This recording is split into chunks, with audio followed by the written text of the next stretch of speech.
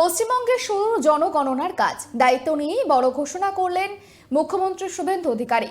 মুখ্যমন্ত্রীর অভিযোগ, পূর্বতন সরকার শুধু পশ্চিম বাংলার সঙ্গে বিশ্বাসঘাতকতা করেনি, দেশের সঙ্গে, দেশের সংবিধানের সঙ্গে বিশ্বাসঘাতকতা করেছে। এদের মূল লক্ষ্য ছিল এই জনগণনা আটকে দিয়ে মহিলাদের সঙ্গে বিশ্বাসঘাতকতা করা। আজকে প্রায় 1 বছর হতে যায়, 11 মাস অতিক্রান্ত। পশ্চিমবঙ্গ সরকার এই ফাইল ফেলে রেখেছিল এবং এগুলো এক্ষুনি পাবলিক ডোমেনে আনার বিষয় নয়, কিন্তু যে তথ্য আমাদের এই হাতে আছে,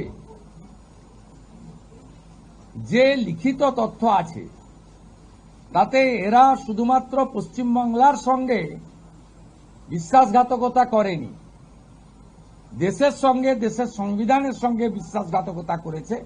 এবং এদের মূল লক্ষ্যই ছিল এই জনগণনা আটকে দিয়ে মহিলা সংরক্ষণ যাতে ভারত সরকার করতে না পারে, মহিলারা যাতে বিধায়ক সাংসদ না হতে পারে, সেজন্যই এসব করে গেছে।